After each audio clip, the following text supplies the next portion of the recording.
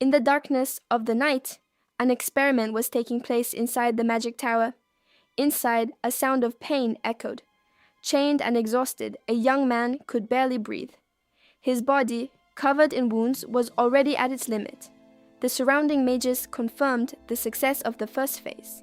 Satisfied, they prepared for the next step of the procedure. Their leader watched everything with a calculating coldness. That was a dark research laboratory. Then, they forced a new stimulant into the boy's body. The agony was immediate. The magic chains held him tightly. There was no way to escape. The Tower Master seemed pleased with the result. Amidst the pain, Verdun wondered why he was there. Suddenly, one of the younger mages grabbed him by the hair. The blonde mage, Weller, mocked him, saying that his intelligence was useless without magical talent, and then he revealed the purpose of the experiment, to extract all of his life force and knowledge in that secret laboratory. Weller continued the taunt, challenging the young man to use his intelligence to escape that situation. Despite the pain, something inside him refused to break. The mage became irritated with the lack of reaction, reminding him that the prisoner was like an insect, without any magical power. However, his condition was exactly what the mages wanted. He was the perfect sacrifice for their experiment. To them, he was nothing more than an insect to be crushed. They reveled in the young man's suffering. One of the mages noticed that he was muttering something, but just laughed at the situation. That was the last straw. The humiliation awakened a fury that he could no longer contain. And then, his mind went back 15 years in time, to the magic tower where it all began. His dream was to become a great mage, but the compatibility test was cruel. He was labeled as talentless. Without power, he entered the tower as a simple worker, just to be close to the magic he loved so much. He devoured every book he found, compensating for the lack of magical power with an extraordinary intelligence. Years passed, and with his knowledge, he finally managed to become a researcher in the tower. His research was so brilliant that it impressed another researcher. It was a work worthy of the Tower Master himself. He felt recognized by the only colleague he considered a friend. Little did he know that this trust would be his end. Desperate, he took the case to the Tower Master himself. He explained that his research, his life's work, was stolen by the colleague he trusted. But it was too late. His hopes, like ink spilled on parchment, were already ruined. He had gone to the magic tower in search of justice. There, he told the whole truth. His thesis disappeared one day before the presentation, only to be delivered under someone else's name. The Tower Master listened carefully, intrigued by the genius of the theory that the young man described. Seeing a glimmer of hope, the researcher offered to explain everything from the beginning, believing that he would finally be heard. The master was genuinely surprised. He did not imagine that such great talent existed among the common researchers. With a gesture of support, he placed his hand on the boy's shoulder, but in his eyes, there was no justice. There was only greed. The master did not see a victim, but a valuable resource to exploit, and so the protagonist's world collapsed. He was stripped of his position and turned into a guinea pig. His former colleagues announced that the experiments would only get worse. His dream of dedicating his life to the tower, testing his own potions for the advancement of magic, turned into a nightmare. He became a worker by day and a test subject by night.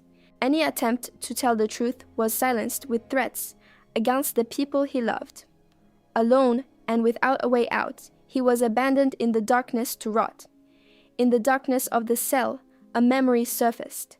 A simpler time when Rovellon would call him to play and Verdun would run to catch up. He remembered that time, free from the worries that the future would bring. Sitting on the grass, they dreamed of becoming great mages together. They made a promise, a childhood pact that seemed eternal and would take them to the academy. And for a while, the dream came true.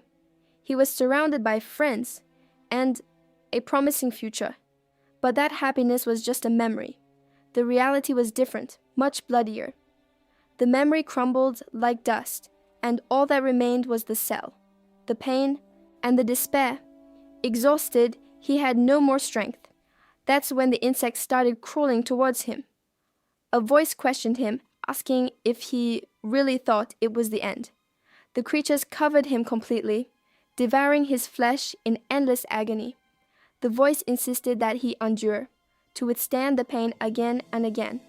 The entity forced him to face it, saying that he would never be trampled again if he resisted. The voice promised that through that suffering, he would finally overcome all his limits. Faced with the promise of power, Verdun's determination ignited again. That night he made a decision. He would defy his fate and complete the revenge he had planned for 7 years. The sound of stone moving echoed in the darkness. Verdun's plan, drawn up for 7 long years, was about to begin. Despite the injuries from the last experiment, he stood up. The pain was just a detail now. The Mage's experiment left a permanent mark. His eyes now reflected the very magic circle that tortured him. He channeled his newly acquired power. The theory he created himself was about to be put to the test. That laboratory, which for so long was his prison, would become the stage for his liberation. With unwavering determination, Verdun prepared for what was to come. He declared to himself that he would finally regain his freedom. The day to put the plan into action had arrived. All the energy focused on his hand. The moment he had waited for years was here, but reality brought him back. A voice called him trash, ordering him to clean the alchemy lab. As he dressed, he heard the warning not to relax because of the approaching festival. Little did they know what was coming. The plan had a set date and time. It would be the following night. The next day, at the Magic Academy, everything seemed normal on the outside. The laboratory door was unlocked. The door opened. One of the young mages entered, already shouting orders. But, for the first time, he found Verdun standing, without a hint of fear in his eyes. The first part of the revenge was complete. Verdun carried the marks of the confrontation. He left the laboratory behind, without looking back. The decision was made. Later, while packing his things for what was to come, he heard someone arrive. Verdun turned around. Surprised by the visit, it was Rovellon, one of the tower's elite mages. She said she came to say goodbye before her trip to study abroad. Verdun congratulated her with a smile, hiding the truth about his own plans. But Rovellon sensed something was wrong and stared at him in silence. She then reached out, making one last appeal, that he go with her to Verente, a place where he would no longer be humiliated. Verdun considered the offer for a moment, but his answer left her completely speechless. He gently refused, promising that he would write letters instead. Rovellon was visibly shaken, but accepted his decision. Shortly after, her carriage departed. From the window, Verdun watched. It was for the best. He needed to keep her away from the danger he was about to cause. Meanwhile, in the Mage's tower, the festival night was the perfect cover for an infiltration. A young man introduced himself to the treasure vault administrator. Outside, the city celebrated the rebirth of magic, a perfect day for the high-ranking mages to be away. Carrying a tray, the boy passed himself off as a simple servant. He knocked on his target's door. The administrator was annoyed by the late visit, but the young man gave an excuse: direct orders from the tower master to clean the place. The man scolded him for not asking permission first, but let him in, completely underestimating him. The administrator accepted the drink, falling into the trap. As soon as the door closed, the boy activated an artifact to block all sound. The theater was over. With the path clear, he prepared for the real objective of that night. His face showed a cold determination. He descended to the deepest level of the vault, and there it was, what he was looking for, protected by powerful magic. A legendary artifact, capable of allowing triple casting and awakening the latent talents of its wielder. But to get it, he needed to break a 7th-tier spell, a spell that he had spent the last 7 years studying how to destroy. After 7 years of preparation, the moment had finally arrived. He was ready to break the seal. He channeled his mana into the magic circle, initiating the spell-breaking process. The ancient magic resisted, but his power was overwhelming. The seal began to shatter. With one last effort, he unleashed all his strength and finally destroyed the barrier. Meanwhile, elsewhere, 2 mages were passing the time with cheap drinks.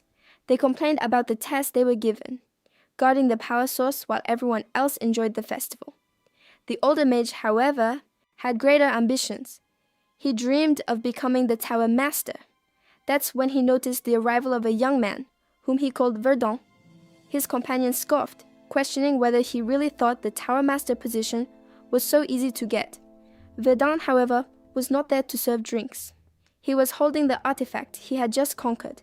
Ignoring the young man's presence, the older mage continued to boast, promising that everyone would remember his words. But then, a blade of energy cut through the air, passing right through him. The younger mage couldn't even process what had just happened. The attack was too fast.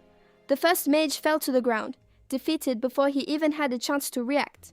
Verdun's gaze was cold and determined. He didn't come to talk, but to take control of the tower. Furious, the mage decided to end the conversation. He readied his staff, prepared to use a rank 3 spell. He unleashed the full power of Garth's lance, a devastating attack that filled the room with energy. The experiment target couldn't believe what he was seeing. The mage was actually using a rank 3 spell against him. But before the spell hit him, a counterattack was launched. Multiple projectiles flew at high speed. Too late. The mage didn't even have time to understand how this was possible. The impact was direct and brutal. Defeated, the mage fell to his knees. He couldn't believe he had been beaten by a simple test subject. The situation had completely reversed. The target approached, revealing that the mage's humiliation was just the beginning. He had plans for the entire tower, and he didn't stop there. The path was opened without any difficulty. He moved forward, determined to reach his true target. And there it was, the power source of the magic tower, the goal of his entire journey. He then prepared for the ritual. A huge magic circle was engraved on his back, ready to be activated. The circle began to resonate with the power source, channeling an absurd amount of mana. With the source's mana now under his control, he was ready to begin his true plan. Defy the heavens. The ritual to defy the heavens finally began.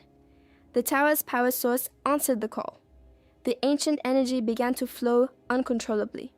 All the mana converged on the target, who was at the epicenter of the magic circle.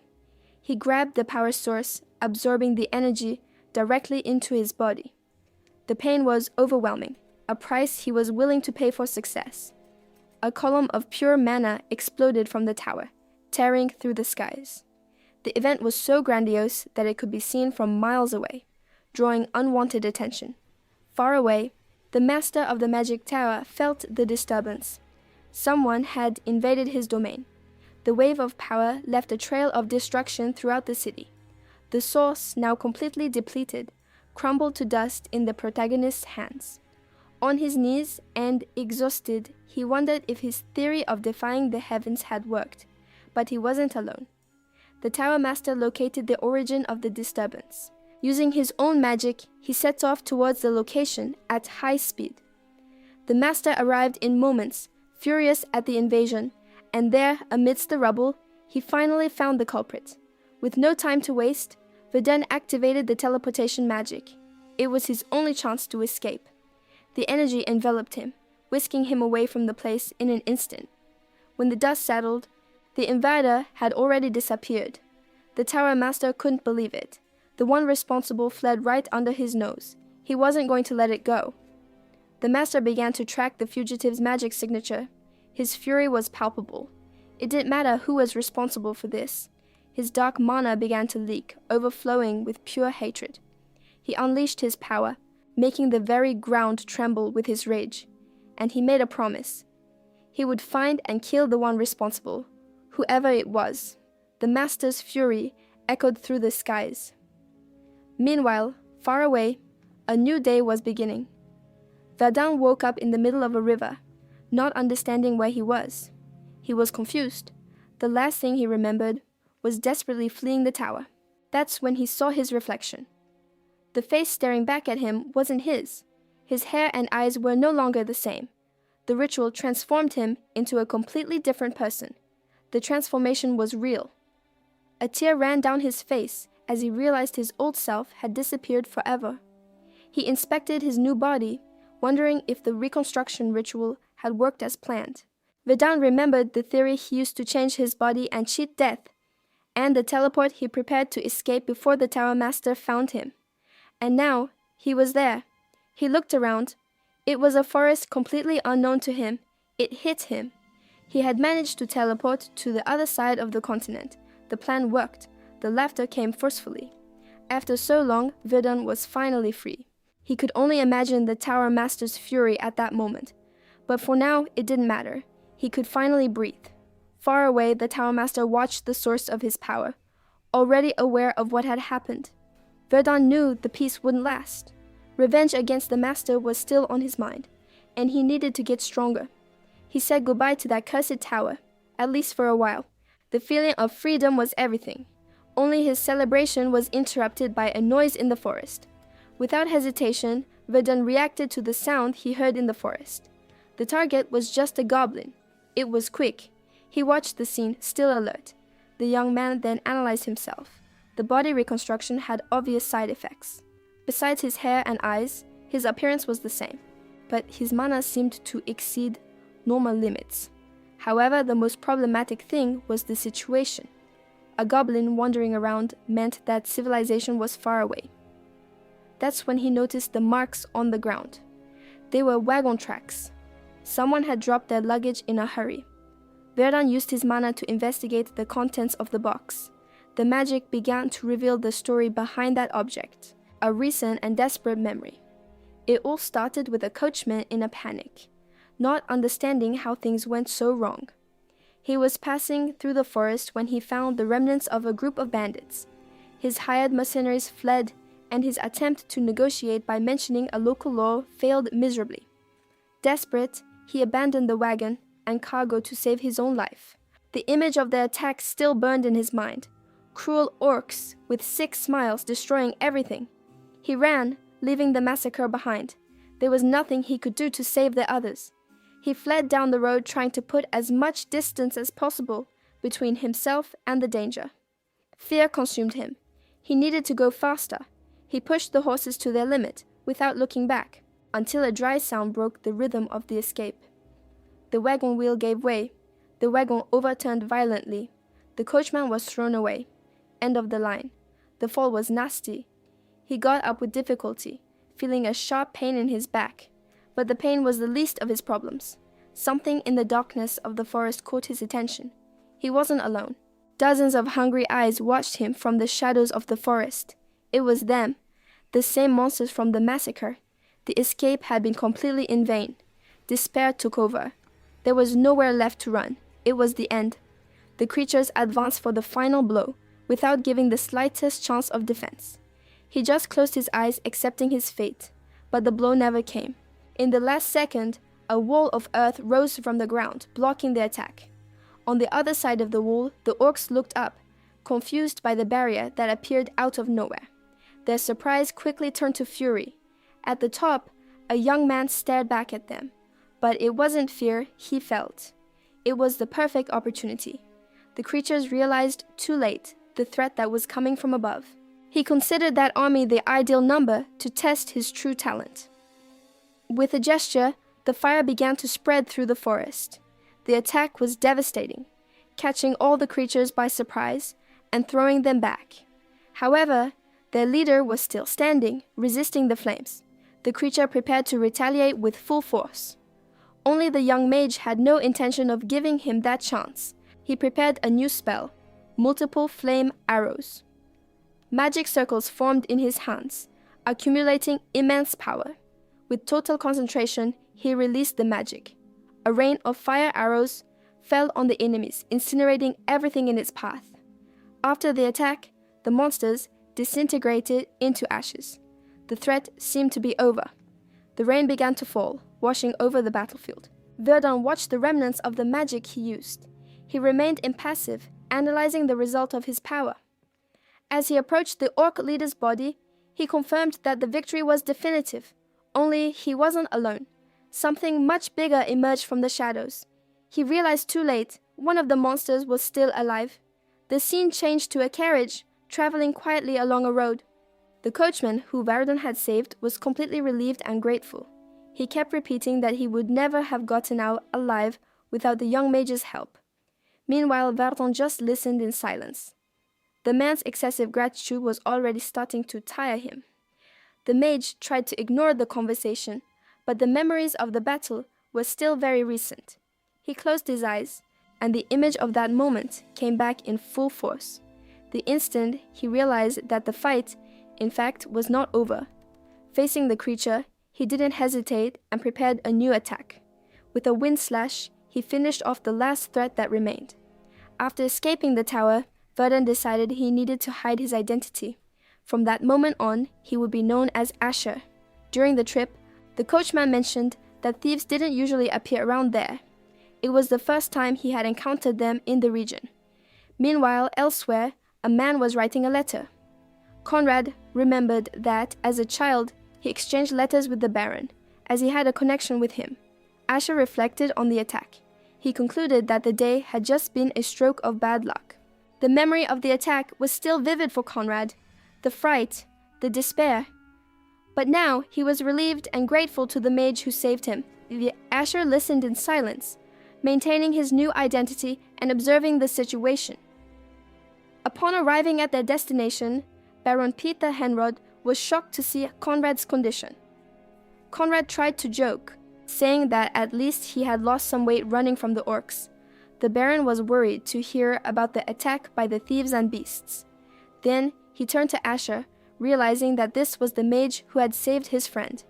As a sign of gratitude, the Baron invited Asher into his castle. Once inside the castle, Asher formally thanked him for the hospitality, clothes, and food that had been offered to him. The Baron introduced himself as Peter Henrod, the lord of those lands. And, without beating around the bush, he made a job offer to Asher. Baron Peter Henrod explained that he needed help with an urgent problem in his territory. He offered a lavish banquet while detailing the situation. The Baron seemed quite pleased, confident that Asher would accept the proposal. Asher, in turn, listened to the story carefully, without showing any reaction, until he stopped eating. The Baron then revealed the real problem. Bodies were found in the forest, and an entire town was destroyed. According to him, it was the work of bandits. However, he admitted that despite searching the entire region, they found no trace of the culprits. The story seemed to have loose ends, and the Baron awaited a response. With the proposal on the table, he awaited Asher's decision. 4 days later, Asher was already at the meeting point for the mission. There, he found the knight who would command the operation. Other team members were also present, preparing the horses for departure. The commander formally introduced himself, and Asher did the same, sealing the agreement. Asher reflected on the conversation with the Baron. It was a chance to prevent more tragedies from happening, and he decided to accept the mission. Looking to the side, they noticed a large group of people gathered there. Meanwhile, elsewhere, a dark-looking man was analyzing a map, receiving a report on recent events. The pendant on his neck was an unmistakable symbol, marking his affiliation. Far away, a young noble set out on his own mission, leaving the safety of the gates behind. His reputation preceded him. It was said that people of his level could even topple mountains. Suddenly, in the middle of the forest, the young man stopped. His companion was confused, not understanding what was happening. The knight didn't notice anything wrong along the way, but the noble sensed the presence of magic in the air. With a single gesture, he began to dispel the illusion. A huge magic circle was revealed, blocking their passage. It was a complex trap, hidden by a camouflage spell. He ordered everyone to step back, saying he'd take care of it himself. With complete confidence, the young man prepared to act. He focused his mana to deactivate the spell. And with surprising ease, the barrier began to fall apart. The young man's skill shocked the knight. Verdun deactivated the magical trap with disconcerting ease. Far away, a group of mercenaries faced other problems. The leader complained that they were out of food and ordered his men to hunt. He made it clear that he wasn't messing around. The life of an adventurer promised wealth and fame, but the price was always paid in blood. Over time, some became so strong that they lost control, consumed by desire and abandoning their own honor. In the end, they were nothing more than bandits. The group leader was annoyed by his own decay, Finally, his men managed to kill a deer for the meal. The group gathered around the prey, unaware that they were not alone in the forest. Hidden among the bushes, one of Vedant's men watched them carefully. The knight drew his sword, preparing for the worst. He approached his leader to report what he had found. Vedant listened to the report in silence, processing the new threat. Meanwhile, the bandits discussed their next steps. One of them suggested attacking another village, but the leader knew that the local baron was hunting them. The tension between them was obvious. The leader was at his limit. One of the men sighed, tired of the situation. The tension was obvious. Then, his companion Vilchen appeared, and a wry smile appeared on his face. Vilchen seemed annoyed, starting to complain about how long they were taking. But before he could finish, a sudden explosion ripped through the forest. Vilchen reacted instantly, conjuring a magical barrier to protect them from the impact. Too late. They were discovered. The ambush had begun. The attack came from all sides, plunging the place into pure chaos. In the blink of an eye, Vilchen was hit squarely in the face. A brutal blow. His companion screamed his name in despair. Watching his friend fall, shock and rage took over him. They fell straight into the trap. On the other side, the attackers revealed themselves. Sir Asher prepared himself, while the leader confirmed that their strength had already been measured. Fury dominated the swordsman. He drew his two katanas ready for revenge. He advanced against Sir Asher without hesitation. The clash of blades echoed through the forest. Hate was visible in the eyes of both warriors. A fight to the death. But while the two faced each other, a powerful magic began to form on the battlefield. While the sword fight was happening, the mage prepared his first ranged attack. He launched a barrage of ice arrows, hoping to catch the knight by surprise. But up there, Sir Asher watched the attack approach, completely impassive. With a single gesture, the knight raised a powerful fire barrier to protect himself. The ice arrows evaporated before they even touched their target. The impact of the magic dissipated, leaving a tense silence in the air. The mage retreated, panting. His opponent's power was greater than he expected. When the dust settled, Sir Asher's figure emerged completely unscathed. The knight then warned that he had no intention of letting him escape. The two stared at each other from a distance, preparing for the next move. The mage, however, responded with a mocking smile, certain that the knight would regret it. He then began to conjure a third circle spell, much more powerful. Sir Asher felt the immense magical pressure coming directly from above.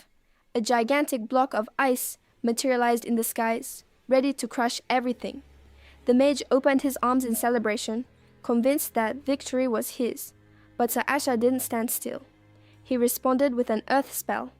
The mage couldn't believe it. His massive attack had been completely blocked, and the defense was just the beginning. Sir Asher prepared the attack. Earth Spear. With a gesture, he unleashed the power. The spears pierced the ice magic without difficulty. The earth magic advanced relentlessly. The mage was caught by surprise with no time to react. He didn't understand. How could a second circle mage use a third circle spell? It didn't add up.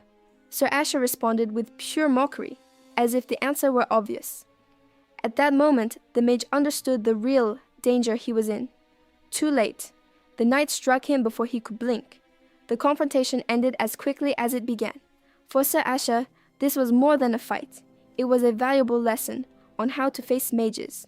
He remembered the past, a time when brute force was all that mattered, and the reason for his current strength was a specific item, the Mana Circuit Expander. The memory of the item that gave him power was still fresh. The mage's body fell lifeless to the ground. A last cry of agony was all that remained. Sir Asher survived, but at a cost. The energy of the battle still coursed through him. It was when a familiar voice called out to him, relieved to see him standing. Next to the body, something caught his attention. The staff of the defeated mage. He picked it up to inspect it. It was a magic stone staff, useful for ice spells, a new power in his hands. At that moment, one of his companions finally arrived, running and waving. The young man apologized for the delay, explaining that the other bandits were stronger than expected. While the boy took care of the bodies, Sir Asher just watched, holding his new prize. The companions seemed excited about the victory, collecting the spoils with a smile. Sir Asher then asked a question about the enemy's belongings. The young man confirmed that, by order of the Lord, he could keep whatever he wanted. Upon accepting the staff, the image of Baron Fight came to his mind, with the same gesture of approval. After the battle, Sir Enoch was thanked for preventing severe losses. He replied that the experience was valuable to him as well. For one of the prisoners, however, the conversation only confirmed his grim fate. In a final act of desperation, he drew a dagger he had kept hidden. With nothing to lose, the man decided to risk everything in one final attack. He charged with suicidal fury towards the group's leaders. It was a desperate move to take someone with him. His target was Sir Enoch, who calmly awaited him. But the knight was faster, blocking the attack with ease. With surprising strength, Sir Enoch stopped the blow with a single hand. The prisoner was shocked, unable to comprehend the difference in power. Sir Enoch hurled him back. With a quick and precise movement, the man fell to the ground, disarmed. His last attempt had failed. Immediately, the other soldiers immobilized him, ending the rebellion.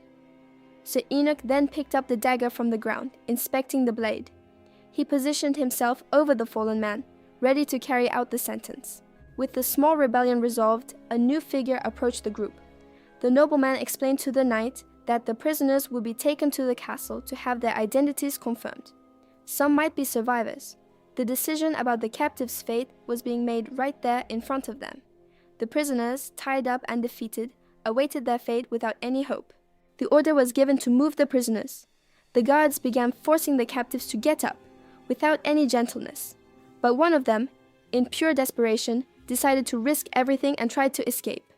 He refused to die like that. The attempted escape was noticed immediately. One of the soldiers turned to the nobleman, as if asking permission to act. Permission was granted without a single word, and then the soldier advanced to fulfill his duty. Too late, the path to freedom was blocked. The punishment for disobedience was instant and brutal. An example was made, but before they could proceed, a new threat emerged from the forest, something much bigger than a simple bandit. The nobleman realized the gravity of the situation. It wasn't just one creature, but a whole pack approaching. The creature advanced without hesitation, ready to crush the first soldier in its path. But the world around them distorted. An ability was activated. Before them, the leader of the pack appeared. A creature unlike any other. With a massive body and a macabre smile, he was the real threat. The monster pointed at the soldiers, ordering his minions to attack first. The leader of the humans reacted, yelling for them to form a defensive line and focus on the goblins. The first blade clashed against the orc's weapon, but the monster's strength was overwhelming, and the soldier was thrown back. Fallen and defenseless, he could only watch as the creature's foot came down to crush him. At the last second, a magical barrier appeared, blocking the fatal blow. The impact was deflected, forcing the orc back. Off balance, seeing the opening, the soldier's leader advanced for a swift counterattack. The sword pierced the monster's chest. A direct and accurate hit. The soldiers regrouped, watching the wounded giant. It seemed the battle was over. Except it wasn't. Even bleeding, the creature smiled. The wound meant nothing. To recover, the monster simply grabbed one of its own and devoured it. The soldiers watched the grotesque scene, paralyzed by horror. And then, the creature spat out the bones of what was left. Fully healed and stronger, the orc prepared to attack again.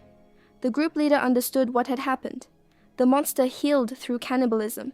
The brutality of the scene replayed in their minds. That was the source of the enemy's power. And now, it was ready for the second round. They braced themselves for the worst. Returning in peace was no longer an option. The orc didn't wait and launched into the attack with a devastating blow. The giant blade cut through the air, aiming at one of the soldiers.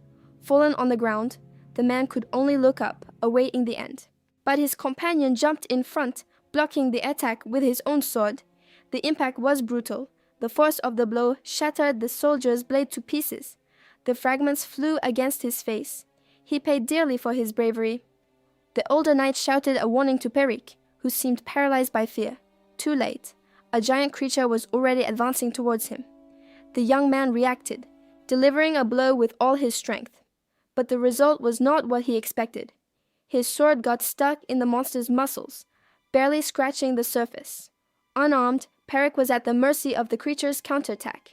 Suddenly, a powerful voice called out to him.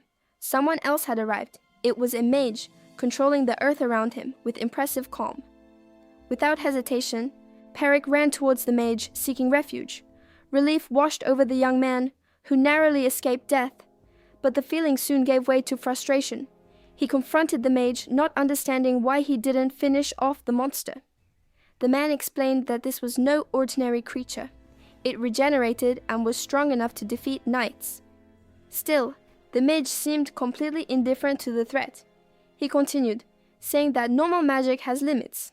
However, there was a spell that ignored that rule. The mage revealed the name of the spell that ignored the rules. Geographic manipulation. A magic circle materialized, ready to rewrite the battlefield. A massive shockwave exploded, throwing all the enemies away. The ground shook so violently that the soldiers could barely stand. The older knight recognized the magic right away. This was Asher's work. In an instant, the terrain around them rose up, completely changing the landscape. Asher created a chasm, isolating the survivors and trapping all the monsters down below. The creatures didn't stand a chance. They plummeted straight into the darkness. Even the strongest monster was crushed by the impact of the fall. The threat was neutralized in seconds, but he wasn't finished yet. A second spell began to form in the skies. The young soldier watched in awe, unable to believe the power he was witnessing. Asher, however, reflected on the weakness of that power. No mage used this magic as their main one. The mana cost was too high for the result. To him, the power displayed was a disappointment. He then turned to the soldiers. A strange sound echoed across the battlefield. The source of the sound revealed itself. One of the monsters not only survived the abyss, but seemed even stronger. The soldier panicked, shouting for Asher, but the mage already had a plan in mind. He wasted no time. If fire didn't work, he would try a different approach. Asher decided that if he couldn't burn the monster to death, he would freeze it. He focused his mana, preparing a double attack to immobilize the enemy. A spell of freeze-on arrows was fired, targeting the smaller targets first. The strategy was simple. If their bodies froze, they wouldn't be able to move anymore. But the arrows weren't enough to stop the giant. The creature advanced, relentless. Asher dodged the massive blow at the last second. He placed himself in a dangerous position, preparing his next attack at point-blank range. The creature seemed to underestimate the mage, confident in its own brute strength. Too late. Asher was already concentrating the energy for his final attack. He released the frozen orb, a mass of pure, cold energy. The ice explosion was so intense that Asher himself was thrown back by the force of the impact. And with that, the battle was over. Complete victory. Far from the previous battle, life went on as normal in the magic city of Virente.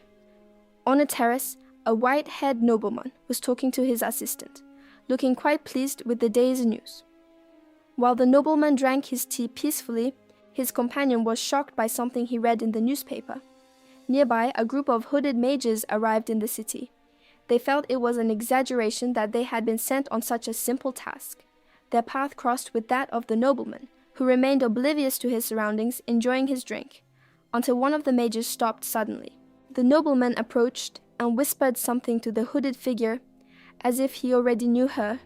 The response was immediate and violent. The mage shoved a cloth into the nobleman's mouth, knocking over his cup. The man was grabbed by the collar, completely terrified by the sudden aggression. The hood fell, revealing the face of a woman. Her expression was cold and determined. She held him tightly and demanded to know what had happened to the Bohemian Magic Tower. Meanwhile, in another corner of the city, the atmosphere was festive. A toast celebrated job well done. During the celebration, someone commented that the bandits they captured didn't seem like ordinary criminals. The investigation confirmed the suspicion. The group they defeated was actually made up of wanted criminals. And they weren't just any criminals. They were former gold rank adventurers, a status that few managed to achieve. Their story, was more complex than it seemed. After disappearing, the ex-adventurers became bandits and settled in that territory. A very excited nobleman toasted with him. The man emphasized that the gold rank was a title of immense prestige, difficult to achieve. He commented that he now understood why the lord of the territory seemed so pleased to get rid of criminals of that caliber. The mage just took a sip of wine, processing the information in silence. He remembered the confrontation. Indeed, those men didn't seem like common bandits. The nobleman then addressed an assistant, unable to contain his admiration for the young mage's achievement. The truth was exposed. They were wanted criminals, former elite adventurers who had lost their way. Reading the investigation report, the pieces finally fell into place for the mage. He took another sip, satisfied with the confirmation of his suspicions. The nobleman's admiration for the mage was so great that he could barely contain himself. He lost his composure, declaring that the mage was a hero and that even the adventurers' guild was grateful. The assistant tried to calm him down. After the outburst of emotion, the nobleman tried to compose himself. He formally thanked him, explaining that thanks to the mage, they were able to rescue the hostages and give the victims a dignified burial. Then, he proposed a toast to Asher, the mage who saved the territory, and everyone raised their glasses in celebration. The celebration continued, but one of the guests had already reached his limit. He couldn't drink anymore. At that moment, one of the maids approached Asher, enchanted by the hero of the party. He, however, seemed a little surprised by her attention. The maid's approach made him uncomfortable, especially with the other guests watching the scene with curiosity. Suddenly, the man who was passed out grabbed him, insisting that Asher drink more with him. Taken by surprise, the mage ended up giving in and joining in the celebration. Meanwhile, elsewhere, a red-haired woman arrived in the city of Virente. She seemed relieved to see that the city was more intact than the rumors about the disaster said. The woman then spotted an acquaintance and called him over to ask about someone. She asked with a smile where Verdun was, but the man's reaction left her confused. Without answering, he just pointed in the direction of a crowd gathered in the square. Upon understanding what was happening, her expression changed completely. She had a bad feeling. The board displayed the faces of several people, all listed as missing. They were the mages and assistants who worked in the power tower. Her eyes fixed on a specific portrait, fearing the worst, and the news confirmed her fear. It was a missing person notice for Verdun, listed as lost in the power source incident. The notice confirmed her worst fear. Verdun was listed as missing in the power source incident, and his body was never found. Her mind was flooded with a happy memory of Verdun. She remembered his promise that he would be there waiting. That had been the last time she saw him. The memories of happy moments only made the pain of loss even more real. It finally hit her. The pain was unbearable. She couldn't accept it. Losing such a close friend in that way, it was too much to bear. Suddenly, a hand touched her head in a gesture of comfort. She recognized the man immediately. It was Lord Valdek. Without saying a word, he took off his own cloak and covered her, offering some comfort. He then confirmed the tragedy. The power source went crazy while the strongest mages were away. The result was the annihilation of all the mages who were in the central area. And it wasn't just lives. Magic books, artifacts, and all the collected research was simply erased. The damage was incalculable. Valdek continued, revealing that even the magic circle of the treasure vault was damaged, causing irreparable harm. With each word from Valdek, the scale of the disaster grew even larger. She turned to him, still trying to process the scale of that catastrophe. A man with a dark look presented a strange triangular amulet. His intentions didn't seem good at all. The woman recognized the symbol instantly. Shock and disbelief took over her. That object belonged to a group that not only researched magic, but used it to try to dominate the world. He stared at her as if he was explaining the dark origin of that item. His expression was cold, almost as if he was amused by the situation.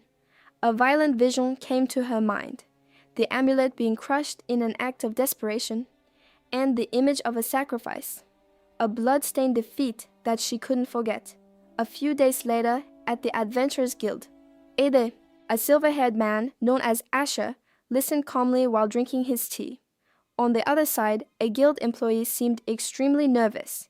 He apologized for the unforeseen issue with the mission and handed over the payment. The employee explained the problem, a 50% tax for non-members. He gestured anxiously, saying it was imperial law and his hands were tied, until he revealed the only way out. The only legal way to avoid that fee. The proposal was simple. Asher would have to join the guild. He put down his cup, considering the offer. Asher smiled and gave his answer. He would accept the payment as it was, with the tax and all. The guild employee panicked at the refusal. Meanwhile, Asher read the terms. Ignoring the man's despair, the decision was made. He didn't need to join any guild. The money was secondary. After all, even having lived as a guinea pig for years, his essence was still that of a mage, a researcher in search of mysteries, and he already had his next object of study. In a warehouse, something awaited him. Asher prepared for a thorough research, revealing the body of the orc he had defeated. He put on his protective gear, ready to begin the analysis. He just wasn't prepared for the smell, but the discomfort passed quickly. The mage began to examine every detail of the creature's body. The mouth and teeth were those of a common orc, with no signs of evolution to a superior species. He concluded that the creature's intelligence was nothing exceptional either. It was just a mutation, but something still bothered him. The explanation seemed incomplete. He continued his analysis, seeking the missing piece of the puzzle, and then he found it, a small scar that the orc's regenerative power couldn't heal. There was the answer. The answer he was looking for was right there, in that small scar. He stood up, the penny finally dropping. He approached to be sure. That wasn't a battle scar. It was the mark of an incision, a procedure to artificially give powers to a demi-human. The result was an unstable and dangerously powerful creature. Someone was creating these variants on purpose, and that was the worst possible scenario. Sometime later, Asher was saying goodbye. He thanked the men, saying they didn't need to accompany him. But the young man insisted. It was the least they could do for the one who saved their lives. Asher replied that he had already received more than enough, showing the ring he had received as a gift. The older man just reinforced that the reward was more than deserved. With everything settled, he said goodbye and went on his way. The young man shouted one last piece of advice, that he wouldn't regret looking for the Conrad Merchant Guild. He arrived at the village on the border between Pyth territory and the barony of Martes. The plan was simple: rest there for one night and leave for the city the next day. However, a notice on the village mural caught his attention. It seemed there was trouble around there. To understand the situation, Asher went to the village market, a perfect place to hear the conversations of the locals. While eating an apple, he paid attention to everything around him. It didn't take long to find what he was looking for: two men discussing the problem the village was facing. One of them was clearly annoyed. He complained that goblins were stealing the cattle and that the cost to hire adventurers was absurd.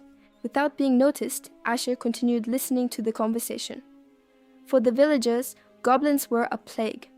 They started with small thefts, but in large numbers, they attacked villages, destroying and killing. For the young man, this seemed like a common problem, nothing out of the ordinary, until he heard something that changed everything. One of the men mentioned a rumor about a different monster in the forest. The other tried to silence him, saying that the village chief had forbidden them from talking about the matter. But it was too late. The story was about a hunter who went to check his traps in the forest a few days ago. He heard a strange noise, and when he turned around, he saw a terrifying scene. It wasn't a common goblin. It was a huge creature with a mouth bigger than that of an orc, devouring a boar. That information changed everything. Asher now knew that this was not a simple infestation. There was something much more dangerous happening there. Meanwhile, in the forest, a mysterious hooded figure watched everything with a smile. A plan seemed to be underway. An arrow was fired, and it hit the target right in the center. The archer revealed herself, satisfied with the perfect shot, while the warrior beside her just watched. The silver-ranked adventurer boasted about her aim, but her companion didn't seem impressed at all. He teased her, saying that hitting a target so close was no big deal. The argument started right in the middle of the mission. Ignoring the fight, the group's scout pointed to what he had found. It was the entrance to a cave, clearly a goblin lair. Gathered together, the group analyzed the information. The leader seemed to be drawing up the invasion plan. Before entering, they began disarming the traps and warning totems at the entrance to the lair. Then, the group's mage began a support spell for the team. A night vision spell was cast, impressing the others. The darkness of the cave would no longer be a problem. With the preparations completed, the leader gave the signal. It was time to enter. The group of adventurers advanced into the darkness, unaware of what really awaited them. But, in the last second, the mage felt something strange. A mana presence that shouldn't be there. She wasn't wrong. The mage sensed a mana presence coming from the forest. Following the trail, they found the entrance to a cave. Inside, a group of goblins was gathered around a macabre bonfire. They seemed to be in the middle of some kind of dark ritual, but their ceremony was about to be interrupted. Suddenly, an arrow struck one of the goblins head-on. The rest of the adventuring party stormed into the cave, beginning the surprise attack. The archer confidently commented that the fight would be over quickly, but the mage didn't seem so sure. After defeating the first wave, the group regrouped, looking into the darkness ahead. The archer, Myrna, offered to go ahead and investigate the path, but upon looking into the depths of the cave, she froze completely. Her companion noticed her reaction and asked what was wrong. Myrna couldn't answer. What she saw was disturbing. Something much larger and more dangerous was lying on the ground, and in the hand of one of the creatures, there was a golden key. The giant monster moved, crushing the ground beneath its weight. The group of adventurers froze. They weren't expecting something that size, and with the sight of the creature, a disturbing image arose, showing the dark power they faced. The group leader wasted no time and gave the orders. Mild and Loki should buy time. The archer jumped to a vantage point to fulfill her part of the plan. With her eye glowing, she prepared her crystal arrow, aiming at the monster's weak point. The shot was precise, hitting the target dead center. With the distraction created, the two warriors advanced into close combat. Mild unleashed his ability, launching into a full-force attack. He delivered a clean cut against the creature, but the expression on his face revealed that the attack didn't have the expected effect. Seeing the situation, the group's mage began to cast a containment spell. The magic trapped one of the goblins, who writhed in agony, but the creature, in desperation, used one of its own allies as a weapon. The warriors looked up, horrified, at what was coming towards them. The mage braced for impact. The goblin's body fell straight towards her, a macabre and inevitable weapon. But from the shadows, an unexpected intervention was about to happen. A bolt of pure mana cut through the air. The attack intercepted the projectile in mid-air, disintegrating it and saving the mage's life by a hair. She fell to the ground, confused by what had just happened. The monster's trajectory changed at the last second. With the last goblin in the cave eliminated, the battle was finally over. Her companions rushed to help her, relieved that she was alive. The mage assured them that she was fine. Despite the scare, the mission seemed to have been a success. Satisfied, they celebrated and decided to return to the village to receive the reward. But they weren't alone. The one truly responsible for everything watched from afar, satisfied with what he saw. He approached to analyze the creature's body. It was one of his specimens, an experiment he called Jester. All of his test subjects had one characteristic in common, a mouth torn like the smile of a joker. Except this goblin was different.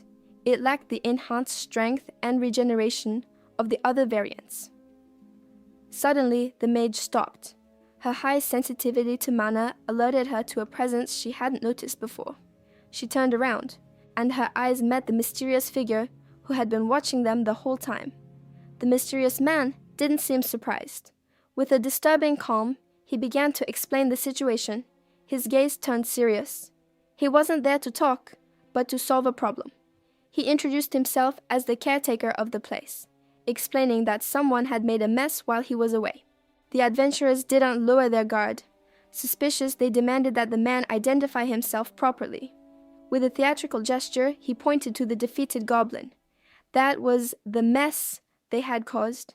The man's tranquility made the group tense. His calmness was scarier than that of any monster. Suddenly, he seemed to have a brilliant idea, a simple solution to the problem they represented. He lamented that the professor would be furious about what happened, but decided that what was done was done. Now he just needed to start fixing things. And his solution was very direct. The group of adventurers prepared for the worst. They knew the conversation was over. The man declared that, because of them, his specimen was dead and the experiment compromised. The mage was shocked by his audacity. He treated them as mere inconveniences to be eliminated. Then he drew his sword, not with the haste of a warrior, but with the confidence of an executioner. A dark aura exploded around him. He admitted that in fact he just wanted to hear them scream. With his intentions revealed, he stepped forward and asked a simple question: who wanted to die first? The swordsman was amused by the situation, mocking the voice that suddenly appeared behind him, until his smile disappeared. A blur passed by him in the blink of an eye. The impact threw him to the ground before he could react.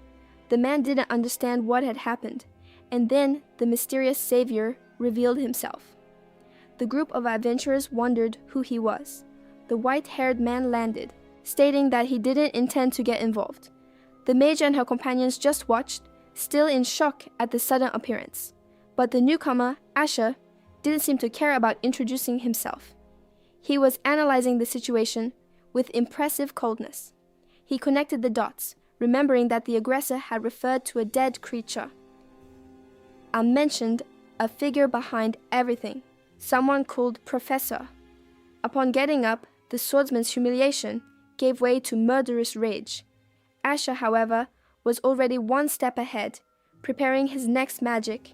The aggressor was paralyzed for an instant, realizing the level of power of his opponent. But hatred spoke louder. He unleashed his aura and swore that Asher would die by his hands. Asher didn't wait for a response and launched a barrage of fire arrows. The swordsman, however, moved with absurd speed, cutting through the air. He advanced for a direct attack, but Asher was already prepared to defend himself. An explosion of mana repelled the aggressor, creating distance between the two. Asher was surprised. He thought he could have ended the fight in a single blow, but the opponent recovered, showing that he wouldn't be an easy adversary. Seeing this, Asher decided to use a more advanced technique, dual casting. The aggressor couldn't hide his astonishment at seeing the combination of spells. A blast of ice was fired, an attack that seemed impossible to dodge. However, the swordsman moved with superhuman agility, dodging everything, and in an instant, he appeared behind Asher, ready to finish the fight. The mage seemed to have been caught completely by surprise. Too late. The final blow was struck. Only then did the swordsman realize the truth. He didn't corner Asher. He was lured into a trap. Asher activated his next ability. He warned that, from that moment on, he would fight like a true mage. Asher's promise was fulfilled with an explosion of power, completely changing the battlefield. The swordsman prepared for what was coming. He wasn't going down that easily. But what Asher was conjuring was something the group of adventurers didn't expect. They were shocked. The group's mage felt the instability of the mana. Something was very wrong. Suddenly, the ground beneath their feet began to rise, taking everyone up. She recognized the magic. It was a terrain spell, known to be extremely inefficient and consume a lot of mana. The mage didn't understand why Asher would use such a costly spell in combat. What was his plan? But what emerged next was something she had never seen. A dark figure floated in the air. Down there, the swordsman smiled confidently. He thought the distance would give him the advantage. That confidence didn't last long. He looked down and realized his mistake. The ground was covered in water, and Asher, from above, began to cast his next spell. The swordsman understood, too late. The water and the electricity. It was a perfect trap.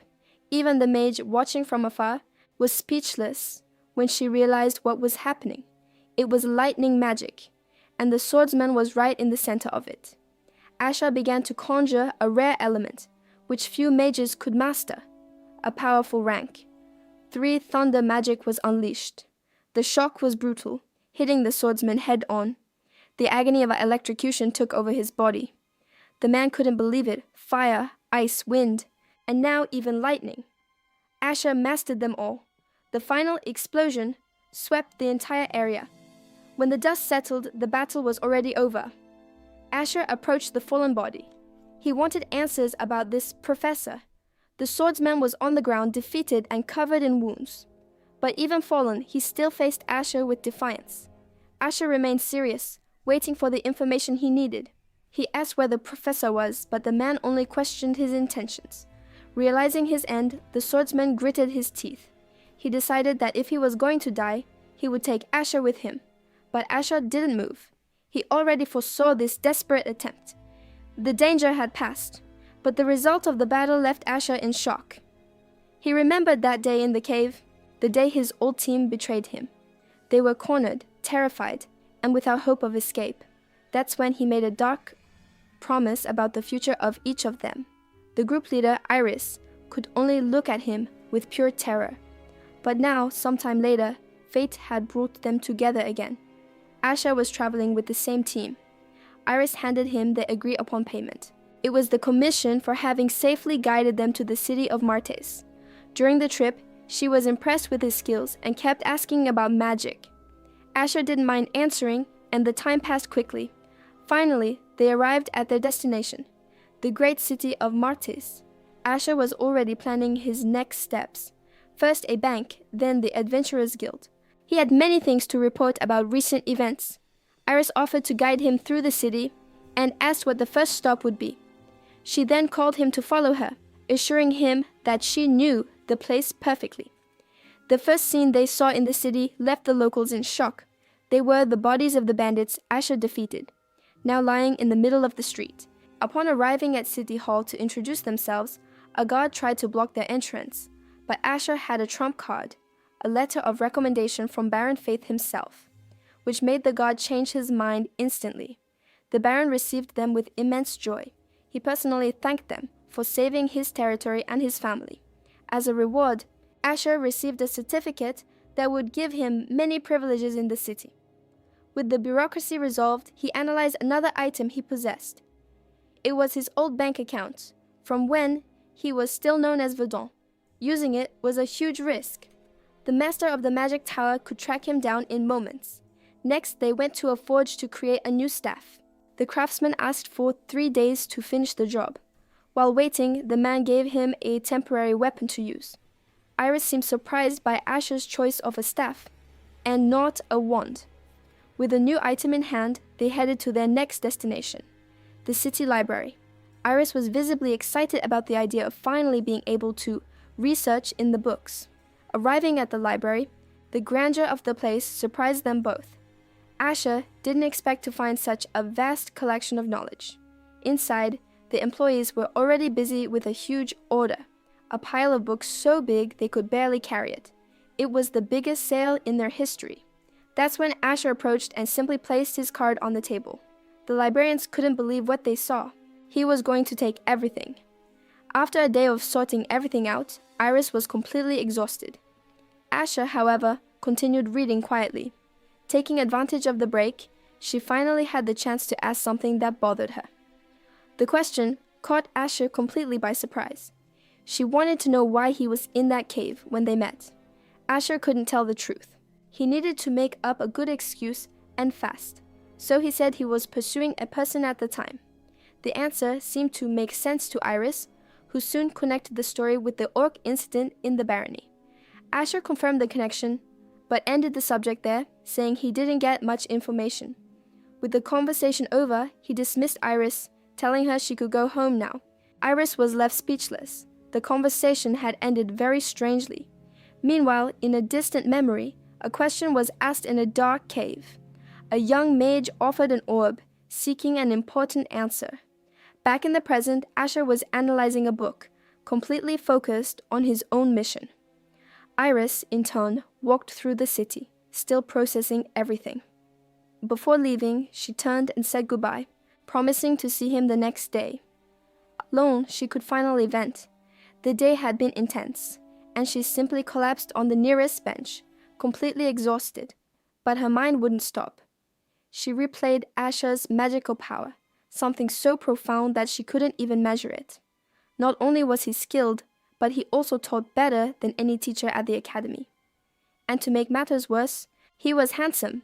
He must be extremely popular. It's just that talking to Asher was weird. It was like talking to a scarecrow with no emotion at all. Even so, she couldn't get his face out of her head, which confused her. But one thing was certain. He was the most talented mage she had ever met. She decided she wasn't going to waste the chance. The next day, she would bombard him with questions about magic. Suddenly, an explosion echoed through the city, breaking the calm of the night. A woman recognized the place in flames. It was the hotel where her veteran was staying. Despair took over her. He was in there. The entire building went up in the air, consumed by an overwhelming force. Meanwhile, elsewhere, an order was given in silence. In the middle of the fire, a silhouette floated in the air. The person responsible for the attack. She couldn't believe what her eyes were seeing, paralyzed by terror. The attack had a face, and a look that showed no mercy at all. Far away, the news reached the mastermind of the operation. Sergen was dead. The master lamented the loss, but not for the life. Sergen was just a useful tool that was gone. But his patience had a limit. He was furious that the subordinate hadn't eliminated Sergen's killer as well, a failure he wasn't willing to forgive. The distance between the two in the room showed the size of the mistake made. The subordinate received a final order. He was not to return until the culprit was dead. The subordinate swallowed the insult. The order was clear, and there was no room for another failure. He remembered his previous defeats, but this time it would be different. In his thoughts, the assassin cursed the old master, but on the outside he just bowed. He promised himself that he would return with the culprit's head. With the mission accepted, the hunt began. Meanwhile, elsewhere, Asher had finally located his target. The man had been running all day. He approached, ready for the confrontation that was coming. Hidden, the assassin realized his disguise had been discovered. Panic took over. He hadn't expected to be found so easily. Without warning, Asher attacked with powerful magic, throwing the man away.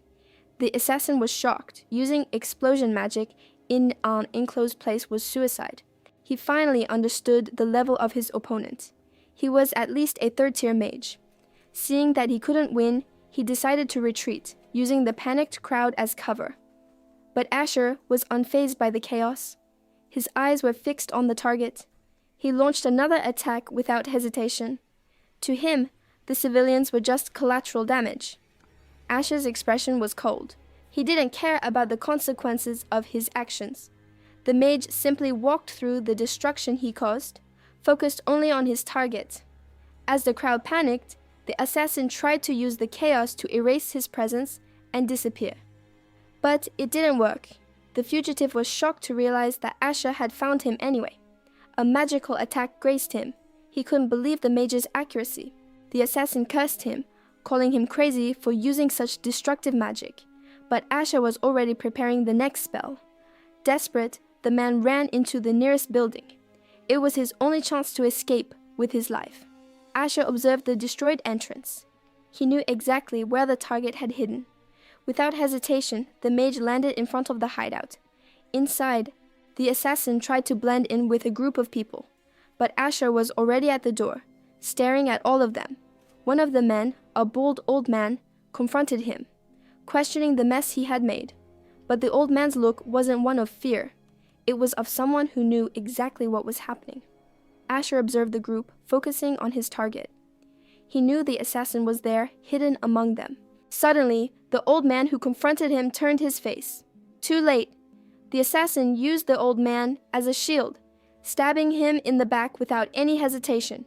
A sacrifice to gain a single opening. Asher was shocked by the cruelty. In an instant, his surprise turned to fury, and he unleashed a devastating shockwave. The force of the impact shattered the floor. The assassin, however, had a plan. He would use the old man to force Asher to defend himself. Asher prepared his spell and the assassin smiled, thinking the bait had worked. But then he realized his mistake. That wasn't a defensive barrier. Asher was focusing his power for a direct attack. All the mana was focused on the tip of his staff. The assassin wondered what kind of mage fought like that, without backing down. And that was the last thing he thought before being hit head-on. The spell's impact was brutal, throwing the assassin against a magic seal on the ground. He resisted with all the strength he had left, but it was already too late. Asher's magic consumed him completely. Game over. Even with the enemy defeated, Asher prepared another spell just to be sure. The combat left him exhausted, but he needed to be certain that nothing would remain. When the dust settled, only a bloodstain remained. The body had vanished. Suddenly, an order made him stop. The city guards surrounded him. Asher was accused of terrorism and placed under arrest. That same night, the incident was already being discussed in the mayor's office. The mayor of Martes listened to the report, visibly worried about the situation. His captain clarified that the mage Asher appeared to be the victim of an assassination attempt. He continued to explain the details they were able to gather about what happened. But the mayor interrupted him, wanting to know first how much damage was done to the city. He processed the information, understanding that the situation was more complex than a simple fight. The captain then revealed the strangest detail. There was no body at the scene, no trace. The captain reinforced the most bizarre point of the investigation. The place was clean. No body, no monster, not even an insect. The mayor became tense. He revealed that a mysterious group was already hunting adventurers in the city, and this complicated everything. Therefore, he ordered that a bodyguard be assigned to Asher. But the captain hesitated to comply with the order. The problem was Asher's reputation. Rumors said that he caused the explosion, and now no one wanted the job of protecting him. Without another option, the mayor said that he himself would speak with his knights to resolve the matter. Meanwhile, Asher finished modifying his staff. He was almost ready to act. That's when he realized he was no longer alone in the room. A young knight appeared. He introduced himself as Jason, the vice captain of the Knights of Martes, assigned to be his bodyguard. Asher analyzed him from head to toe, not at all impressed with the rookie, but at least now he was free to leave. He asked if he could go now. Without waiting for a complete answer, Asher simply got up and walked right past the knight. Jason was speechless, shouting for the mage to wait, and asking where he thought he was going. The knight wasn't understanding anything. The situation had already gotten out of control. Asher replied without even looking back, reminding him that the agreement was to accompany him, not imprison him. After ignoring his bodyguard, Asher led him to a specific building. He stopped and stated that this was his destination. Jason didn't understand anything. He questioned why they had walked all day just to get to some random house. The knight was visibly annoyed, thinking that the mage had simply gone crazy, but Asher had a good reason. He turned around and explained that he was there to find someone. He revealed that he was looking for the assassin who tried to kill him the day before. Jason was shocked by the revelation. Asher explained that during the fight, he managed to mark the target with a newly acquired spell that tracks the flow of mana.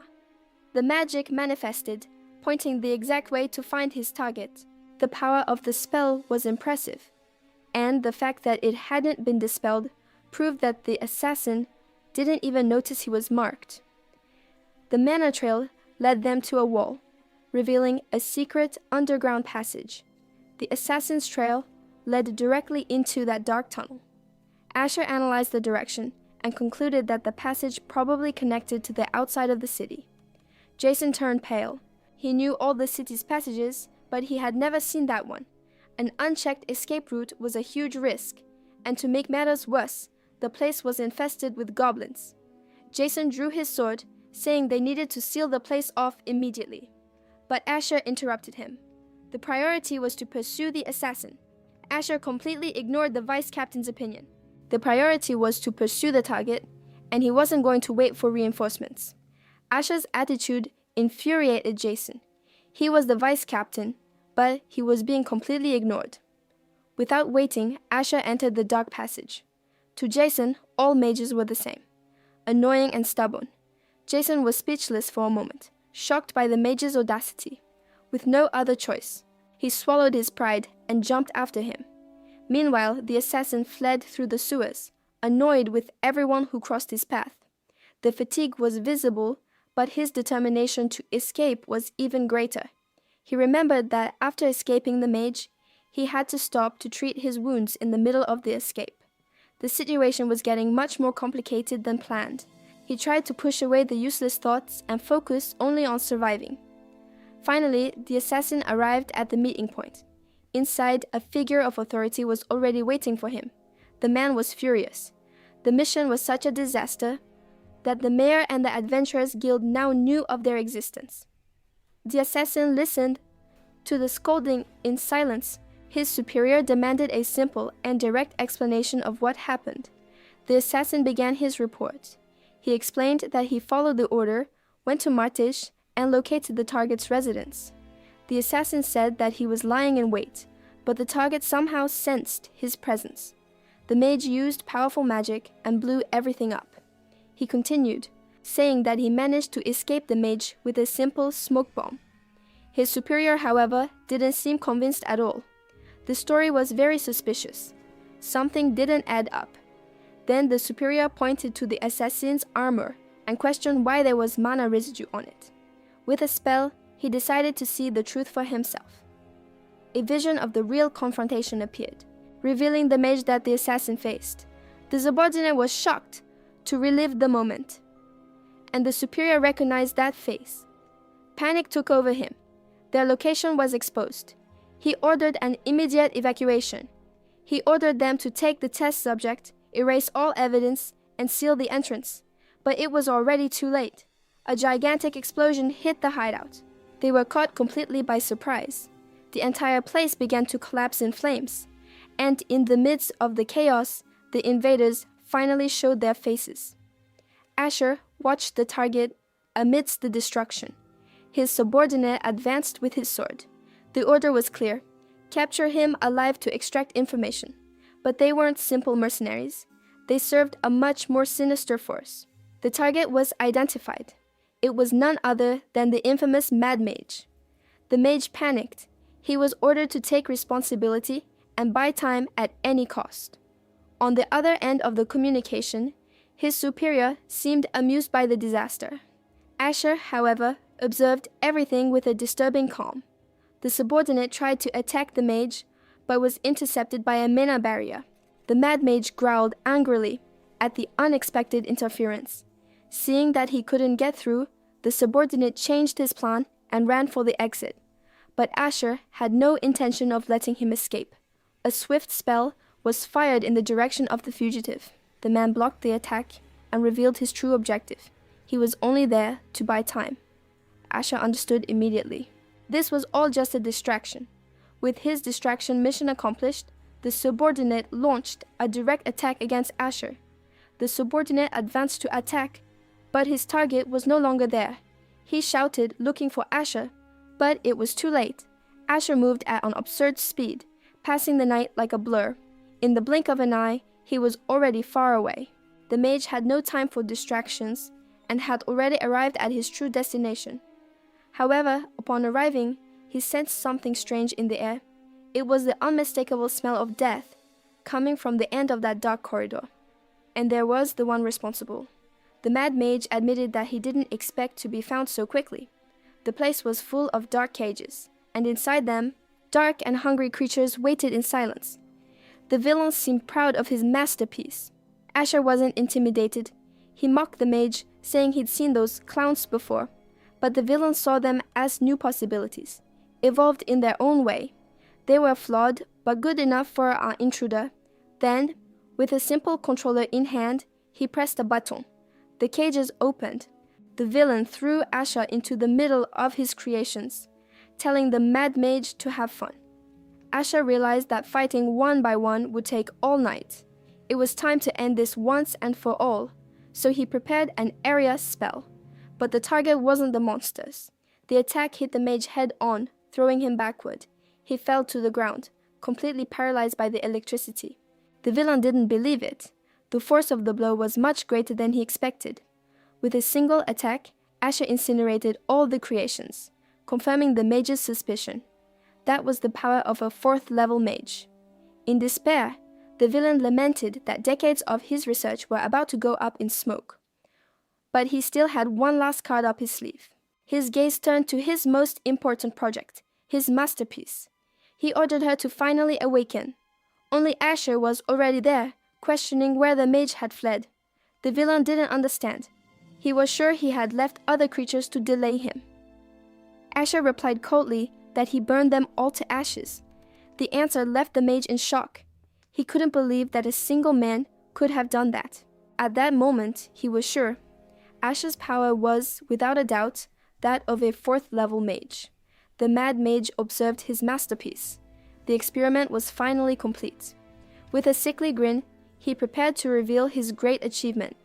He declared that this creature was the embodiment of their ideology, consumed to evolve, the true future of humanity. Asher wasn't going to let this madness continue. He moved forward to destroy the experiment. But it was too late. The process had already been completed. From the depths of the tank, the creature finally awoke and rose. Its limbs stretched, revealing sharp claws and a completely inhuman form. The being crawled out, while another mage watched the scene from afar. Ignoring its own creator, the creature absorbed a dark energy that was on the floor. A sinister voice echoed, declaring that it would now nurture its child. The creature was hungry. Asher felt a chill. The situation had escalated to a completely different level. An aura of pure hunger exploded from the monster, engulfing the entire laboratory. In the blink of an eye, the creature evolved again, materializing a weapon. Asher was caught off guard. The monster's hunger wasn't just a feeling. It was a physical and terrifying threat. The initial shock passed. Asher recomposed himself, preparing for the imminent battle. The creature attacked with overwhelming force. Asher was surprised. That artificial being already mastered such an advanced technique. Its attacks were instinctive, targeting blind spots without stopping. Asher admitted that, as a weapon, it was a masterpiece, but the cold analysis gave way to a confident smile. He wasn't impressed. The monster went all in. The fury in its attack was total. But it wasn't enough. Asher hurled it against the wall with a single move. The fight was over, but Asher's mission and the secrets he sought were just beginning.